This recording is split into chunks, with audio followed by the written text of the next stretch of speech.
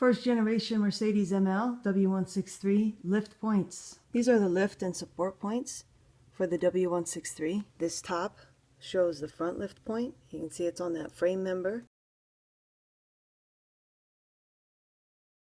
And the bottom shows the rear position. You can see it's on the frame member there. This style of jack stand seems to be better to use because we're going to be going on a frame member that's pretty wide. This style of jack stand isn't as easy to use, but you can do something with this. I'm going to use these jack stands. Make sure that you're in park and set your parking brake firmly. Chock your tires. Since we're going to do the front first, we'll chock both these rear tires. If your repair requires that you remove the wheels, break the lug bolts. These are lug bolts on the Mercedes. Break them free before you lift the vehicle. They're 17mm. I'm going to use a big long breaker bar. We'll start with the front lift points. Okay, here's the view from the front. To lift the front, we're going to lift right here. As you can see, this ML has a cooler line leak. That's a transmission cooler line leak right there. This here is your lift point. Not this, not the round one, the square one. So if you have transmission fluid on it like this one, make sure you get it nice and clean. And then we'll go right in the middle of that with the floor jack.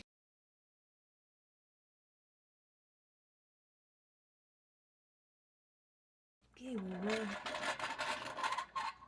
we'll roll right in here, midway. So just about halfway between here and this end down here.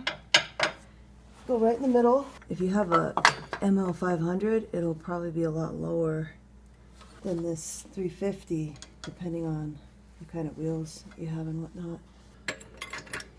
Try that. Here we go. Oh, these little boys are heavy. I gotta get mine high enough to get the wheels off. And I am just off the ground. You want to position your jack stands about the same distance from the end. And as you can see, you kind of have to plan ahead because your floor jack's going to take up that middle space and you can only get so close to it with your jack stands. So go right in the middle with your floor jack. I just put this little piece of vinyl in between here. You don't have to do that, but don't put your fingers between the frame and the jack stand at any time, just in case it falls. And make sure you have your jack stands locked in and that they're both at the same height. Make sure they're locked in, you're good there, and that you have it centered correctly this way. Just looking here, you want to have the jack stand lined up so it's going to catch that whole bar. Okay, now we can drop this. You just release your floor jack very slowly and keep an eye on your jack stands. There we go.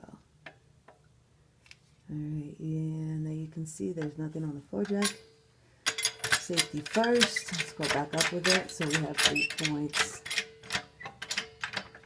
So if you're working on something that doesn't require you to take the wheels off, it's a lot easier to work on these if you just get some ramps and drive up on ramps. Because then you don't have any of this stuff in your way, and you're way up higher off the ground. You're like 8-9 inches off the ground. It gives you a lot more room to work.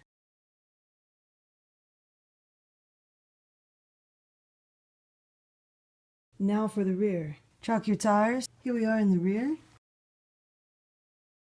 And this is the frame member right here. So you're going to set up your floor jack right here. We'll put the floor jack about center here. These are good reference points.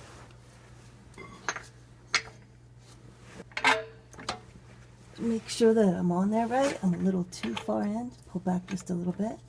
And that looks about right.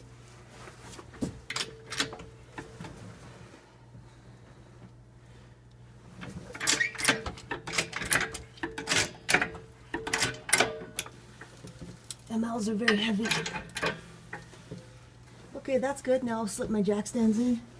Once you have it snug, make sure you're the same. 1, 2, 3.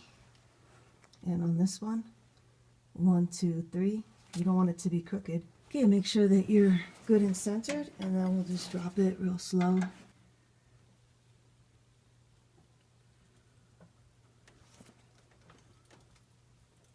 Alright, and you can see there's no weight on the floor jack, but safety first, we'll put the floor jack back up. And if you have other jack stands, you might want to put them on too. So that is how you do the rear. Now you can get to work on your ML. Thanks for watching. I hope this was helpful and good luck with your repair.